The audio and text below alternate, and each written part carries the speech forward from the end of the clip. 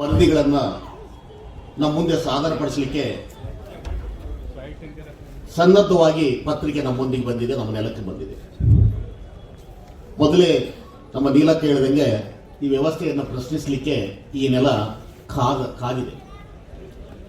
ಬಂಡಾಯದ ಬಿರುಗಾಳಿ ಈ ನೆಲದಲ್ಲಿ ಜೀವಂತವಾಗಿದೆ. ಇನ್ನು ಅದಕ್ಕೋಸ್ಕರ ಬೇರೆಲ್ಲ ಕರ್ನಾಟಕಗಳಿಗಿಂತ ಕಲ್ಯಾಣ ಕರ್ನಾಟಕದ ಹೋರಾಟಗಳು, ಈ ವೈಚಾರಿಕೆಯ ಚಳುವಳಿ ಇನ್ನೂ ಜೀವಂತವಾಗಿದೆ. ಹಂಗಾಗಿ ಈ ನೆಲ ಬಂಡಾಯದ ಬಿರುಗಾಳಿಯನ್ನ ಸದಾ ಬೀಸ್ತಾನೆ ಇರ್ತದೆ. ಈ ನೆಲದವರೇ ಬಹಳಷ್ಟು ಜನ ನಿಷ್ಠುರವಾಗಿ ಮಾತಾಡ್ತಕ್ಕಂಥದ್ದು. ಅಂತ ಒಂದು ನಿಷ್ಠುರತೆಯ ಚಳುವಳಿಗೆ ಇವತ್ತು ವಾರ್ತಾ ಭಾರತಿ ಕೂಡ ಒಂದು ಚಳುವಳಿಯ ಭಾಗವಾಗಿ ನಮ್ಮ ನೆಲಕ್ಕೆ ಬಂದಿದೆ.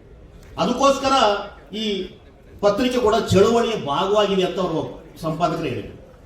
ಇದು ಕೇವಲ ಒಂದು ಪತ್ರಿಕೋದ್ಯಮ ಆಗಲಾರ್ದೇ ಪ್ರತಿಭಟನೆಯ ಒಂದು ಪ್ರತಿಪಕ್ಷದ ಜವಾಬ್ದಾರಿಯನ್ನು ನಾವು ಮಾಡಲಿಕ್ಕೆ ಸಿದ್ಧವಾಗಿದ್ದೀವಿ ಅನ್ನೋ ಮಾತನ್ನು ಇಲ್ಲಿ ಹೇಳಿರೋದ್ರಿಂದ ಒಬ್ಬ ಕವಿ ಹೇಳ್ತಾನೆ, ಭಾರತ ದೇಶಕ್ಕೆ ಸ್ವಾತಂತ್ರ್ಯ ಸಿಕ್ಕು 80 ವರ್ಷ ಆಯ್ತೋ, ಮೈಲಾರ ದೇವ ದೇಶಕ್ಕೆಲ್ಲ ಸಿಕ್ಕ ಸ್ವತಂತ್ರ ನಮಗ್ಯಾಕಾಗಿಲ್ಲೋ, ಮೈಲಾರ ದೇವ ಮುಂದುವರೆದ ಈ ರಾಜ್ಯದಲ್ಲಿ ಹಿಂದುಳಿದವರಯ್ಯೋ, ಮೈಲಾರ ದೇವ ದೇಶಕ್ಕೆಲ್ಲ ಸಿಕ್ಕ ಸ್ವತಂತ್ರ ನಮಗ್ಯಾಕಾಗಿಲ್ಲೋ, ಮೈಲಾರ ದೇವ. ದೇಶಕ್ಕೆ ಸ್ವತಂತ್ರ ಸಿಕ್ಕ ನಂತರ ನೈಜಾಮನಿಂದ ಬಿಜ್ಜಳನಿಂದ ಮುಕ್ತಿ ಆಗಲಿಕ್ಕೆ ಮತ್ತೊಂದು ವರ್ಷ ಮತ್ತೊಂದು ಶತಮಾನಗಳು ಕಾಯಬೇಕಾಗಿತ್ತು. ಭಾರತೀಯರಿಂದ ಬ್ರಿಟಿಷರಿಂದ ನೊಂದಿರ್ತಕ್ಕಂಥ ಈ ನೆಲ ಇನ್ನೂ ಬಿಡುಗಡೆ ಆಗಿಲ್ಲ. ಆದರೆ ಎಲ್ಲ ಪತ್ರಿಕೆಗಳಲ್ಲಿ ಅಥವಾ ವಿದ್ವಾಂಸರು ರಾಜಕಾರಣಿಗಳು ಹೇಳ್ತಾರೆ ಹಿಂದುಳಿದಿರ್ತಕ್ಕಂಥ ಪ್ರದೇಶ, ಹಿಂದುಳಿದಿದೆನಾ ಈ ಪ್ರದೇಶ. ಇಡೀ ಕರ್ನಾಟಕದ ಇತಿಹಾಸವನ್ನ ಭೌಗೋಳಿಕವಾಗಿ ನೀವು ಅಧ್ಯಯನ ಮಾಡಲಾಗಿದ್ರೆ ಕರ್ನಾಟಕದ ಕಲ್ಯಾಣ ಕರ್ನಾಟಕದ ಪ್ರತಿ ಜಿಲ್ಲೆಗಳಲ್ಲಿ ನದಿಗಳಿವೆ, ಪ್ರತಿ ಜಿಲ್ಲೆಯಲ್ಲಿ ಫಲವತ್ತಾಗಿರ್ತಕ್ಕಂಥ ಭೂಮಿ ಇದೆ, ಪ್ರತಿ ಜಿಲ್ಲೆಗಳಲ್ಲಿ ಕರೆಂಟ್ ಇದೆ, ಪ್ರತಿ ಜಿಲ್ಲೆಯಲ್ಲಿ ತೊಗರಿ ಇದೆ, ಹತ್ತಿ ಇದೆ, ಭತ್ತ ಇದೆ. ಇಡೀ ದೇಶಕ್ಕೆ ಅನ್ನ ನೀಡ್ತಕ್ಕಂಥ ಚಿನ್ನದ ಗಣಿ ಇದೆ ಈ ರಾಜ್ಯದಲ್ಲಿ, ಈ ಭಾಗದಲ್ಲಿ. ಇಂಥ ಮುಂದುವರೆದಿರ್ತಕ್ಕಂಥ ಒಂದು ಸಂಪತ್ಭರಿತವಾಗಿರ್ತಕ್ಕಂಥ ರಾಜ್ಯವನ್ನ ಜನರಿಗೆ ಉಣಬಡಿಸಲಿಕ್ಕೆ, ಜನರಿಗೆ ಹಂಚಲಿಕ್ಕೆ, ಆ ಸಂಪನ್ಮೂಲ ಹಂಚೋದ್ರಲ್ಲಿ ಸಾಳುವ ಸರ್ಕಾರಗಳ ವೈಫಲ್ಯ ಇದೆ ಅನ್ನೋದನ್ನು ಮಾತ್ರ ಮತ್ತೆ ಪದೇ ಪದೇ ಹೇಳಬೇಕಾಗಿದೆ. ಆ ಒಂದು ಜವಾಬ್ದಾರಿಯನ್ನ ಬಾಬಾ ಸಾಹೇಬರು ಸಂವಿಧಾನ ಬರೆಯೋದ್ರ ಮೂಲಕ ತಾವು ಕೂಡ ಒಂದು 5 ಪತ್ರಿಕೆಗಳನ್ನ ಆರಂಭ ಮಾಡಿ ಈ ವ್ಯವಸ್ಥೆಯನ್ನು ಪ್ರಶ್ನಿಸಲಿಕ್ಕೆ ಪ್ರತಿಪಕ್ಷವಾಗಿ ಸದಾ ತಮ್ಮ ಜವಾಬ್ದಾರಿಯನ್ನು ಮೆರೆದಿದ್ದರು. ಬಾಬಾ ಸಾಹೇಬರು ಮೂಕನಾಯಕ, ಬಹಿಷ್ಕೃತ ಭಾರತ, ಸಮತ, ಜನತಾ ಮತ್ತು ಪ್ರಬುದ್ಧ ಭಾರತ ಅನ್ನೋ 5 ಪತ್ರಿಕೆಗಳನ್ನು ನಡೆಸುವ ಮೂಲಕ ಪತ್ರಿಕೆಯ ಒಂದು ದೊಡ್ಡ ಜವಾಬ್ದಾರಿಯನ್ನು ನಮ್ಮ ಮುಂದಿಟ್ಟಿದ್ದಾರೆ. ಹಂಗಾಗಿ ಬಾಬಾ ಅಂಬೇಡ್ಕರ ಭಾರತದ ಭಾಸ್ಕರ, ನೀವೇ ಇರದಿದ್ರೆ ನಾವೇನಾಗುತ್ತಿದ್ದೆವೋ, ನೀವೇ ಬರದಿದ್ರೆ ನಾವೆಂಗ ಬದುಕುತ್ತಿದ್ದೆವೋ, ಮಧುಶಾಸ್ತ್ರವನ್ನು ನೀವು ಸುಟ್ಟು ಹಾಕದಿದ್ರೆ ನೊಂದ ಜನರ ವಿಮೋಚನೆಯ ಶಪಥ ಮಾಡದಿದ್ರೆ, ಮನುವಾದದ ಮಲಿನವನ್ನು ಪ್ರಶ್ನೆ ಮಾಡದಿದ್ರೆ, ಜಾತಿವಾದದ ಜಾತಕ ಬಯಲು ಮಾಡದಿದ್ರೆ, ಜ್ಞಾನದ ಬಲದಿಂದ ನೀವು ಸವಾಲಾಕದಿದ್ರೆ, ಬಾಬಾ ಅಂಬೇಡ್ಕರ ಹುಟ್ಟಿದ ಪ್ರತಿಯೊಬ್ಬರಿಗೆ ಓಟು ನೀಡದಿದ್ರೆ, ಭಾರತದ ಸಂವಿಧಾನ ನೀವು ಬರೆಯದಿದ್ರೆ, ದೇಶದ ಪ್ರಧಾನಿಯಾದ್ರು ದುಡಿದುಣ್ಣುವ ರೈತನಾದ್ರು ಸರ್ವರು ಸಮಾನರೆಂದು ಸಾರಿ ಹೇಳದಿದ್ರೆ, ಬಾಬಾ ಅಂಬೇಡ್ಕರ ಭಾರತದ ಮಾಸ್ತರ, ನೀವೇ ಇರದಿದ್ರೆ ನಾವೇನಾಗುತ್ತಿದ್ದೆವೋ. ಈ ಸಂವಿಧಾನ ಬರೆದೇ ಹೋಗಿದ್ರೆ ನಾವು ಯಾರು ಕೂಡ ಇಲ್ಲ ವೇದಿಕೆ ಮೇಲೆ ಕೂಡ್ತೇವೆ. ಓಟ್ ಹಾಕ್ತಕ್ಕಂಥ ಅಧಿಕಾರನೇ ಇಲ್ಲ. ಡಿಗ್ರಿ ಓದಿರ್ತಕ್ಕಂಥವ್ರು, 106 ಎಕರೆ ಜಮೀನು ಹೊಂದಿರ್ತಕ್ಕಂಥವ್ರು, ಇನ್ಕಮ್ ಟ್ಯಾಕ್ಸ್ ಕಟ್ತಕ್ಕಂಥವ್ರು ಮಾತ್ರ ಓಟ್ ಹಾಕ್ಬೇಕಾಗಿತ್ತು. ಬಾಬಾ ಸಾಹೇಬರು ಕೇವಲ ಒಂದು ಆಯಾಮವನ್ನು ಆಯ್ಕೆ ಮಾಡಿಕೊಂಡಿರಲಿಲ್ಲ.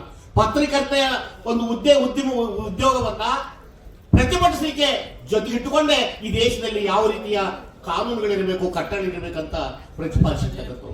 ಕೊನೆಯದಾಗಿ ಹೇಳಲಾಗಿದೆ, ಈ ನೆಲದಲ್ಲಿ ಅತ್ಯಂತ ಸಂಪದ್ಭರಿತವಾಗಿರ್ತಕ್ಕಂಥ ಸಂಪನ್ಮೂಲಗಳಿವೆ. ಅದೇ ತರ 65 ವರ್ಷಗಳವರೆಗೆ ಪ್ರಾದೇಶಿಕ ಅಸಮಾನತೆ ವಿರುದ್ಧ ಹೋರಾಡಿರ್ತಕ್ಕಂಥ ನೆಲ ನಮ್ಮದು. ಸ್ವತಂತ್ರದ ನಂತರ 65 ವರ್ಷಗಳ ನಂತರ 371 ನಮಗೆ ಜಾರಿಯಾಗಿತ್ತು. ಕೇವಲ ರಾಜಕಾರಣಿಗಳ ಪರಿಶ್ರಮ ಅಲ್ಲ, ಈ ನೆಲದ ಹೋರಾಟ, ಈ ನೆಲದ ಬಂಡಾಯ, ಈ ರೈತರ ವಿದ್ಯಾರ್ಥಿಗಳ ಆಕ್ರೋಶ ಸರ್ಕಾರವನ್ನ ಗಮನಿಸಿರ್ತಕ್ಕಂಥದ್ದಾಯಿತು. ಅದಾದ ನಂತರ ಮತ್ತೆ 371 ಜಾರಿ ಆಗಲಿಕ್ಕೆ, ಅನುಷ್ಠಾನ ಆಗಲಿಕ್ಕೆ, ಪ್ರಾಮಾಣಿಕವಾಗಿ ಜಾರಿ ಬರಲಿಕ್ಕೆ ಮತ್ತೊಂದು 13 ವರ್ಷ ಆಗಿದೆ. 13 ವರ್ಷದಲ್ಲಿ ಕನಿಷ್ಠ HKRDB ಇಂದ ಅಥವಾ KKRDB ಇಂದ ಕನಿಷ್ಠ ಪತ್ರಿಕೆಗಳ ಪಾಲೆಷ್ಟು, ಪತ್ರಿಕೆಗಳಿಗೆ ಜಾಹೀರಾತು ಎಷ್ಟು, ಒಂದು ಪತ್ರಿಕೆಯನ್ನು ತೆರಿತಕ್ಕಂಥದ್ದು, ಪತ್ರಿಕೆ ನಡೆಸ್ತಕ್ಕಂಥದ್ದು, ಅದಕ್ಕೆ ಟೈಟಲ್ ಪಡ್ಕೊಳ್ತಕ್ಕಂಥದ್ದು ದೊಡ್ಡ ಸಾಹಸ. ಯಾಕಂದ್ರೆ ಇಲ್ಲಿರ್ತಕ್ಕಂಥ ಸಾಕ್ಷರತೆ, ಇಲ್ಲಿರ್ತಕ್ಕಂಥ ಅಪೌಷ್ಟಿಕತೆ, ಇಲ್ಲಿರ್ತಕ್ಕಂಥ ಜಾತಿ ಪ್ರಶ್ನೆಗಳ ನಡುವೆ, ಪ್ರಾದೇಶಿಕ ತಾರತಮ್ಯಗಳ ನಡುವೆ ಒಂದು ಪತ್ರಿಕೆಯನ್ನು ನಡೆದು ಬಹುದೊಡ್ಡ ದುಸ್ಸಾಹಸದ ಕೆಲಸ. ಅಂತಹ ಸಾಹಸವನ್ನು ಮಾಡ್ತಕ್ಕಂಥ ಪತ್ರಿಕೆಗಳಿಗೆ, ಈ ನೆಲದ ಪ್ರತಿಭಟನೆಗೆ ಖಂಡಿತ ಈ ವೇದಿಕೆಯಲ್ಲಿ ಇರ್ತಕ್ಕಂಥ ರಾಜಕಾರಣಿಗಳು ಮತ್ತೆ ಸಭಾಧ್ಯಕ್ಷರು ವಿಶೇಷವಾಗಿರ್ತಕ್ಕಂಥ ಪ್ರೋತ್ಸಾಹವನ್ನು ನೀಡತಕ್ಕಂಥ ಬಹುದೊಡ್ಡ ಕೆಲಸ ಆಗುತ್ತೆ. ಇಲ್ಲಿ ಹೋದ್ರೆ ಪತ್ರಿಕೆಗಳಲ್ಲಿ ಮಾತಾಡಬಹುದು, ಹಲವಾರು ವಿಷಯಗಳನ್ನು ಹೇಳ್ಬಹುದು, ಆದ್ರೆ ಪತ್ರಿಕೆಗೆ ಪ್ರೋತ್ಸಾಹ ನೀಡದೆ ಹೋದ್ರೆ, ಅದಕ್ಕೆ ಸರಿಯಾಗಿರ್ತಕ್ಕಂಥ ಸಂಪನ್ಮೂಲವನ್ನ ಸರ್ಕಾರ ಕೊಡದೆ ಹೋದ್ರೆ ಮತ್ತೆ ಪ್ರತಿಭಟನೆ, ಮತ್ತೆ ಬೀದಿ ಪಾಲಾಗ್ತದೆ. ಅಕ್ಕ ಹೇಳ್ತಿದ್ರು, ದ್ರೌಪದಿ 5 ಜನ ಗಂಡಂದಿರ ನಡುವೆ ಅನ್ಯಾಯವನ್ನು ಪ್ರತಿಭಟಿಸಲಿಕ್ಕೆ ನೀವು ನನ್ನ ಜೊತೆಗಿಲ್ಲ ಅಲ್ಲ, ಆಕ್ರೋಶ ವ್ಯಕ್ತಪಡಿಸಿದ್ರಲ್ಲ, ಅದೇ ತರ ಈ ನೆಲದ ಪತ್ರಿಕೆಗಳು ಪ್ರತಿಭಟನೆ ಅಸ್ತ್ರಗಳಾಗಿರೋದ್ರಿಂದ ಈ ಪ್ರತಿಭಟನೆ ಅಸ್ತ್ರಗಳನ್ನ ನಾಳೆ ಜನವರಿ 1ಕ್ಕೆ 13 ವರ್ಷ ಆಗ್ತದೆ 371 ಜಾರಿಯಾಗಿ. ಆ 371 ಜಾರಿ ಆಗ್ತಕ್ಕಂಥ ಸಂದರ್ಭದಲ್ಲಿ ಪತ್ರಿಕೆಗಳಿಗೆ ವಿಶೇಷವಾಗಿರ್ತಕ್ಕಂಥ ಸ್ಥಾನಮಾನವನ್ನ, ವಿಶೇಷವಾಗಿರ್ತಕ್ಕಂಥ ಸವಲತ್ತನ್ನು ಕೊಡ್ಲಿಕ್ಕೆ ಸರ್ಕಾರ ನಮ್ಮ ವೇದಿಕೆ ಮೇಲೆ ಇರ್ತಕ್ಕಂಥದ್ದನ್ನ ಮತ್ತೊಂದು ಸಾರಿ ನಾನು ದಯವಿಟ್ಟು ಪ್ರಾರ್ಥನೆ ಮಾಡಿ ಕೇಳ್ತಾ ಇದ್ದೀನಿ. ಈ ನೆಲದ ಪತ್ರಿಕೆಗಳಿಗೆ ವಿಶೇಷವಾಗಿ, ಈ ನೆಲದಲ್ಲಿ ಪತ್ರಿಕೆ ಬರೋದೇ ಕಷ್ಟ. ಕೇವಲ ಈ ಭಾಗದಲ್ಲಿ ಪ್ರಾದೇಶಿಕ ಪತ್ರಿಕೆಗಳು 100 ಇರಬಹುದು, ಅಥವಾ ಒಂದು 400 ಜನ ದಿನಪತ್ರಿಕೆಗಳಿರ್ಬೋದೇನು. ಆದ್ರೆ ಈ ಪತ್ರಿಕೆಗಳಿಗೆ ವಿಶೇಷವಾಗಿರ್ತಕ್ಕಂಥ ಸ್ಥಾನಮಾನಕ್ಕೋಸ್ಕರ ಮತ್ತೊಂದು ಪ್ರತಿಭಟನೆ ಬೇಕಾ?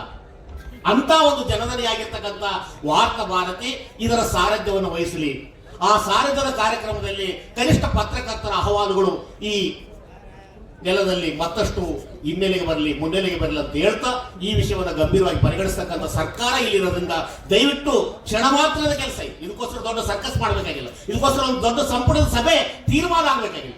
ಸಣ್ಣ ಒಂದು ಅಹವಾಲನ್ನ ಇವತ್ತಿಲ್ಲಿರ್ತಕ್ಕಂಥ ಸಭಾಧ್ಯಕ್ಷರು ಗಂಭೀರವಾಗಿ ಪರಿಗಣಿಸಿದ್ರೆ ಜನವರಿ 1ರಿಂದ ಈ ಪತ್ರಿಕೋದ್ಯಮಕ್ಕೆ ಮತ್ತೊಂದು ದೊಡ್ಡ ಮಟ್ಟದ ಪ್ರೋತ್ಸಾಹ ಸಿಗ್ತಕ್ಕಂಥ ಆಶಯ ನೆರವೇರಲಿ.